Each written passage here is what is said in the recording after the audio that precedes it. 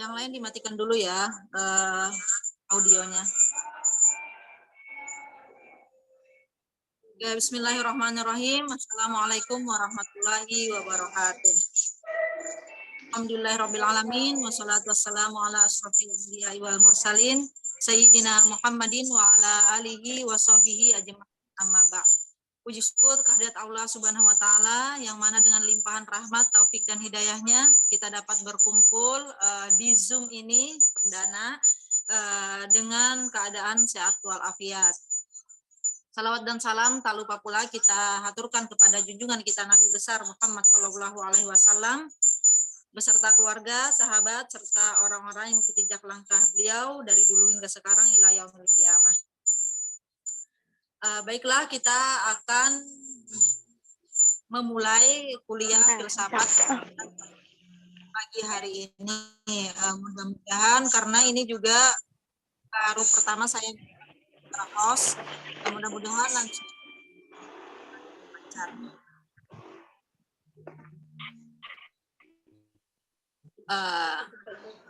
langsung ya.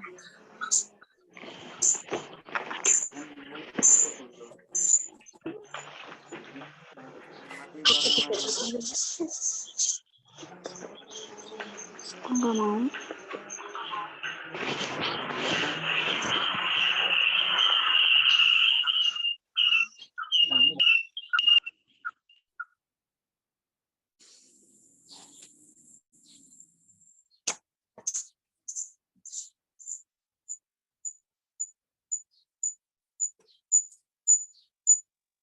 Oke, filsafat pendidikan.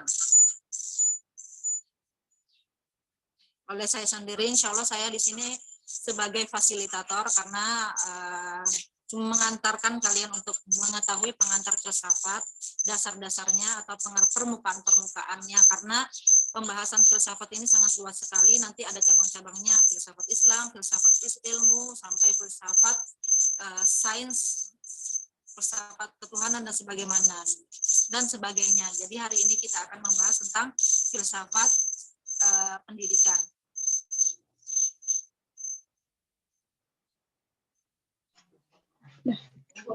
Oke, apa itu filsafat? Nah, pertanyaan itulah yang pertama kali muncul di kepala kita ketika kita akan mempelajari ilmu filsafat itu sendiri. Nah, filsafat berasal, kita lihat dari dua segi semantik, segi bahasa, dan segi praktisnya. Dari segi semantik, filsafat berasal dari bahasa Yunani kuno yang dari asal katanya itu filosofia. Nah, philo artinya cinta, suka, atau bahasa Inggrisnya itu loving ya. Sedangkan sophia pengetahuan, hikmah atau kebijaksanaan. Artinya kalau kita lihat secara semantik berarti filosofia berarti cinta kepada kebijaksanaan atau cinta kepada kebenaran. Nah, itu dari segi bahasa. Sedangkan pengertian dari segi praktisnya pengertian filsafat adalah alam pikiran atau alam berpikir. Berfilsafat artinya berpikir. Nah, simpel saja sebenarnya. Kalau misalkan ada yang bertanya, bagaimana sih cara berfilsafat? Ya, cara berfilsafat yaitu dengan cara berpikir. Nah, kita berpikir itu sudah namanya berfilsafat. Sesederhana itu. Nah, belum ya? Artinya, nanti akan kita lihat berpikir seperti apa sih filsafat itu. Apakah kita ketika kita memikirkan makanan di rumah itu sudah termasuk filsafat? Apakah ketika kita memikirkan pelajaran sudah termasuk filsafat? Ada metode tertentu. Jadi pengertian secara singkatnya, filsafat adalah hasil akal seorang manusia, hasil akal kita yang mencari dan memikirkan suatu kebenaran dengan sedalam-dalamnya. Apa objek yang dipikirkan filsafat? Segala sesuatu. Jadi semuanya yang ada di muka bumi ini, semua yang ada di dunia ini itu menjadi objek pemikiran filsafat.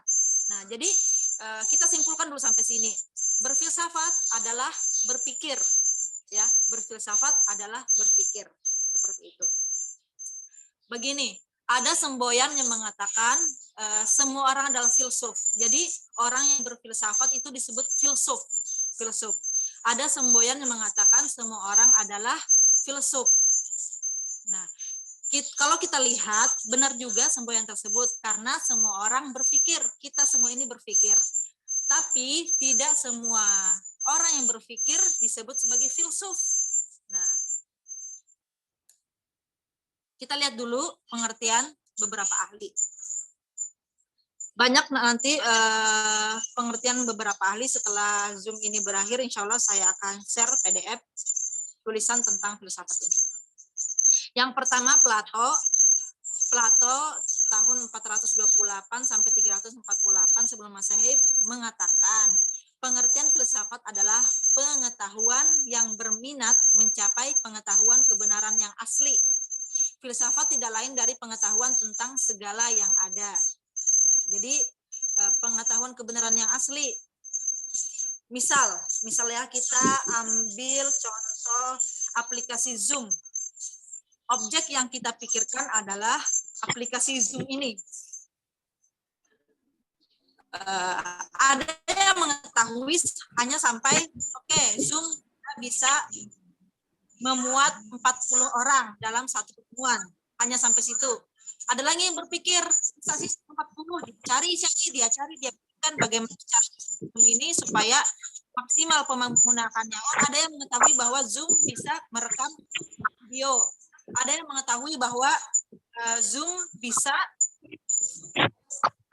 dipakai presentasi. Ada yang mengetahui bahwa Zoom bisa dipakai teleponan. Nah, artinya berpikir setiap orang itu berbeda-beda. Ada yang berpikir biasa aja, tidak memakai pemikiran secara filsafat. Ada yang berpikir sedalam-dalamnya sampai memikirkan siapa pencipta Zoom ini, sampai memikirkan bagaimana alat ini bisa dibuat, sampai memikirkan bagaimana supaya ini saya mau tambahkan antena, misalkan seperti itu, supaya saya bisa langsung hubungkan ke TV. Nah, ketika kita berpikir secara mendalam sampai ke akarnya, sampai kita mengetahui kebenarannya, itulah ciri-ciri berpikir filsafat. Jadi kalau kita simpulkan semua orang berpikir, tapi tidak semua orang berpikir secara filsafat. Francis Bacon mengatakan filsafat adalah induk agung dari ilmu-ilmu dan filsafat menangani semua pengetahuan sebagai benangnya. Dia mengatakan filsafat adalah induk dari ilmu-ilmu. Kenapa? Ada slogan yang mengatakan filsafat Mothers of Science. Mothers of Science itu artinya adalah ibu dari segala pengetahuan. Kenapa filsafat disebut sebagai ilmu segala pengetahuan?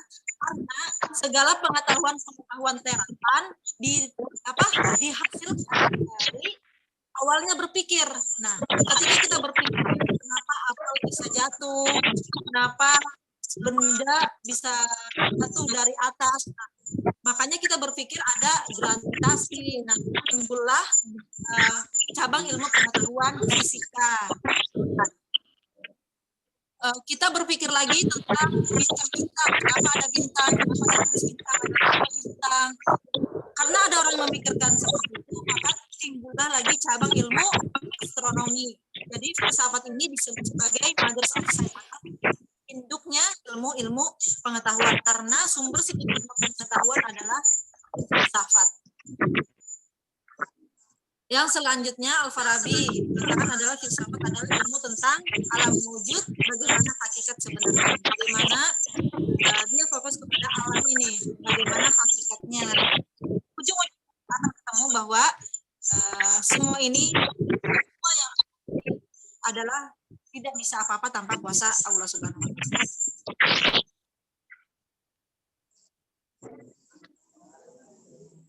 Oke, nah di sini tadi yang saya katakan adalah ciri-ciri berpikir filosofis. Yang pertama, metodis. Nah, artinya harus ada metode-metode tertentu ketika kita ingin berpikir secara filsafat. Metode yang lazim digunakan oleh filsuf dalam proses berpikir. Nah, itu ada metodenya ya untuk dikatakan sebagai berpikir filsafat. Selanjutnya yaitu sistematis. Sistematis artinya berpikir dalam suatu keterkaitan antar unsur-unsur dalam keseluruhan sehingga tersusun suatu pola pemikiran. Sebentar ini bunyi ya. Sistematis artinya misalkan kita ingin memikirkan satu hal, kita kaitkan dengan hal yang satunya, itu harus berkaitan. Kita pikirkan lagi hal yang satunya lagi harus berkaitan antara 1, 2, dan 3 ini. Itu namanya berpikir secara sistematis. Yang ketiga adalah koheren, artinya unsur yang dipikirkan tidak terjadi pertentangan. Antara 1 dan 2 ini tidak bertentangan. Misalkan kita mengetahui bagaimana Zoom diciptakan, artinya metode dan metode lainnya tidak bertentangan, itu namanya koheren. Selanjutnya yaitu rasional. Ya, rasional adalah sesuai dengan kaidah logika. Artinya sesuatu yang kita pikirkan itu masuk akal. Akalnya sesuai dengan kaidah logika pikir kita. Selanjutnya itu komprehensif. Komprehensif berpikir tentang sesuatu dari pandang berbagai multidimensi. Artinya kita memikirkan sesuatu ini objek yang kita pikirkan, kita berpikir secara dari berbagai sudut pandang, dari kanan, kiri, atas, bawah, depan, belakang. Artinya segala sisi kita pikirkan. Tidak dari sisi kita sendiri, kita perhatikan juga dari sisi orang lain, pendapat orang lain, namanya komprehensif. Selanjutnya radikal.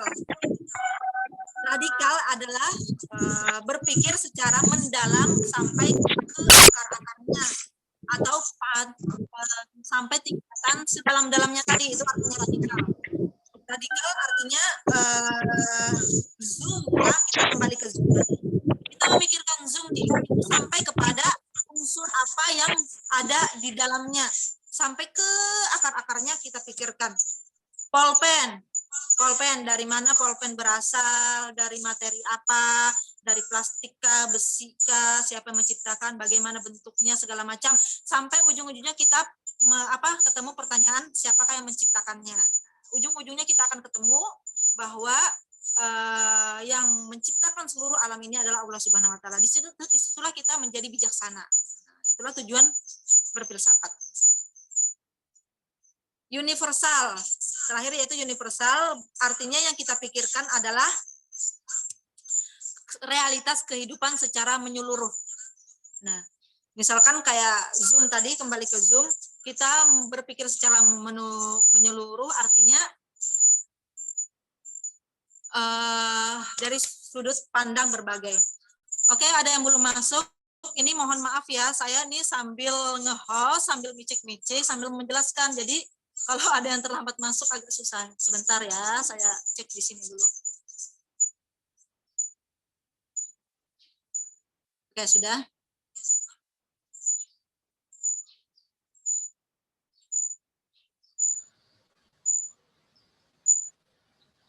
Oke, masih ada 2 orang.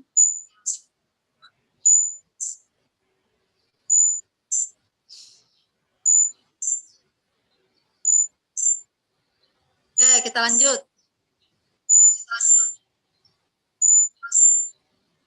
Manfaat. Nah, ada yang bertanya, apa sih manfaat filsafat dalam kehidupan? Yang pertama, sebagai dasar dalam bertindak. Artinya sesuatu yang kita ingin kita lakukan, kita ada dasarnya. Dasarnya apa? Karena kita sudah memikirkan sesuatu tindakan tersebut secara mendalam. Nah, itu. Artinya kita sudah tahu bagaimana akibatnya, bagaimana efeknya, dan segala macam. Sebagai dasar dalam mengambil keputusan. Sama kaitannya, karena ketika kita memikirkan sesuatu permasalahan atau kita memikirkan suatu masalah tadi, kalau kita sudah pikirkan dampak baik buruknya, insya Allah itu akan menjadi acuan kita dalam mengambil keputusan.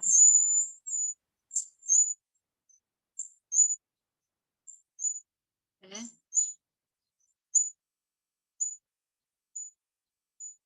Selanjutnya, untuk mengurangi salah paham dan konflik. Selanjutnya yaitu persiapan menghadapi situasi dunia yang selalu berubah. Ya, kenapa berpikir dikatakan menghadapi situasi dunia yang selalu berubah? Kita ambil contoh Zoom tadi ini, ya udah kita kembali Zoom. Dulunya kita tidak pernah mengenal aplikasi belajar seperti ini.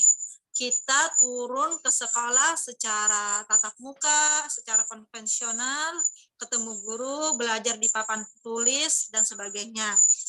Ternyata ada yang memikirkan bagaimana supaya kita tidak menghabiskan waktu menulis. Nah, ditemukanlah alat yang namanya komputer dan sepaket dengan PowerPoint-nya dan LCD proyektornya. Ketika guru menjelaskan sudah langsung pencet-pencet dipindah. Nah, itu kan situasi selalu berubah. Nah, dari awalnya konvensional ke menggunakan teknologi. Setelah itu timbullah pandemi. Nah, ada lagi yang mikirkan bagaimana caranya agar pembelajaran bisa tetap dilaksanakan tapi di rumah masing-masing. Nah, timbullah beberapa aplikasi, orang-orang memikirkan bagaimana caranya membuat aplikasi seperti ini. Timbullah Zoom, Google Meet, apalagi yang berbagai aplikasi-aplikasi lainnya. Artinya ketika kita selalu berpikir, ketika kita tidak berhenti mencari sesuatu, kita tidak otomatis adalah menghadapi situasi dunia yang selalu berubah. Menjawab keraguan. Kenapa dikatakan menjawab keraguan? Ketika kita sudah berpikir secara mendalam, artinya sudah berpikir secara universal, menyeluruh, kita sudah berpikir secara komprehensif, kita sudah berpikir dari berbagai sudut pandang, itu keraguan kita akan timbul yakin karena sudah ada bukti-bukti atau data-data yang kita dapatkan dari berpikir itu. Oke, itu sekilas tentang filsafat. Kita loncat ke pendidikan karena ini judulnya adalah filsafat pendidikan. Kita lihat pengertian pendidikan. Pendidikan menurut Undang-Undang Nomor 20 Tahun 2003. Pendidikan adalah usaha sadar. Dengan sadar ya, dan terencana untuk mewujudkan suasana belajar dan proses pembelajaran agar peserta didik secara aktif mengembangkan potensi dirinya untuk memiliki kekuatan spiritual keagamaan, pengendalian diri, kepribadian, kecerdasan, akhlak mulia, serta keterampilan yang diperlukan dirinya, masyarakat, bangsa, dan negaranya. Artinya pendidikan ini adalah usaha sadar sekali. Nah, sama kita hari ini proses pendidikan juga, artinya kita sadar bahwa kita akan menyiapkan Zoom meeting dan terencana untuk mewujudkan suasana belajar dan proses pembelajaran. Jadi bagaimana caranya proses pembelajaran agar tetap berjalan. Jadi inilah proses pendidikan yang dilakukan. Tujuannya apa? Untuk mengembangkan sisi spiritual keagamaan. Mudah-mudahan nanti ada sisi spiritual keagamaan yang bisa didapat di sini, walaupun tidak maksimal. Pengendalian diri, masuk sini pengendalian dirinya, ya, kepribadian, kecerdasan, akhlak mulia, serta keterampilan yang diperlukan. Keterampilan apa yang kita peroleh dari sini? Kita terampil untuk mengoperasikan Zoom. Nah, itu keterampilan yang didapat untuk hari ini. Nah, kenapa ini perlu? Karena itu tadi, situasi dunia terus berubah, kita perlu untuk teknologi seperti ini. Oke, tujuan pendidikan nasional. Kita lihat tujuan pendidikan nasional adalah untuk mengembangkan potensi peserta didik agar menjadi manusia yang beriman dan bertakwa kepada Tuhan Yang Maha Esa, berakhlak mulia, sehat, berilmu, cakap, kreatif, mandiri, dan menjadi warga negara yang demokratis serta bertanggung jawab. Kalau kita lihat tujuan pemerintah untuk pendidikan ini ideal sekali. Maunya dengan adanya sekolah, SD, SMP sampai perguruan tinggi, goalnya adalah tujuannya adalah peserta didik dapat menjadi manusia yang beriman dan bertakwa kepada Tuhan Yang Maha Esa. Itu yang paling pertama. Oke. Itu tujuannya. Apakah kenyataannya seperti itu? Nah, mungkin belum maksimal. Nah, disitulah fungsi kita untuk berfilsafat kembali, berpikir kembali bagaimana caranya agar pendidikan ini bisa maksimal.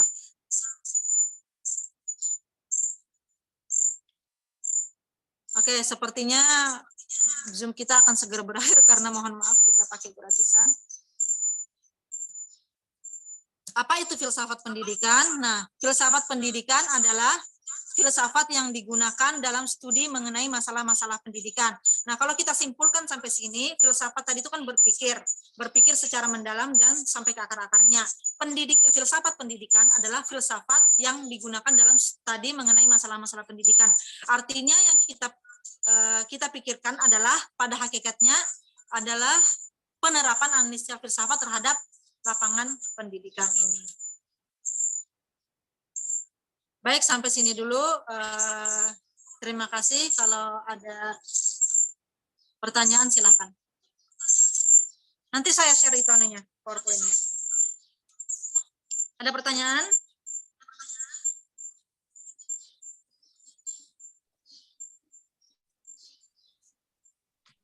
Gimana? Masih mencerna mungkin? Oke, setelah ini berakhir nanti saya share di grup PowerPoint-nya maupun materinya.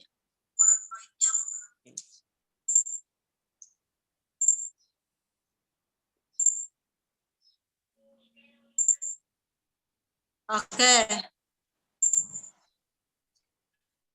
Kalau tidak ada pertanyaan, saya akhiri dulu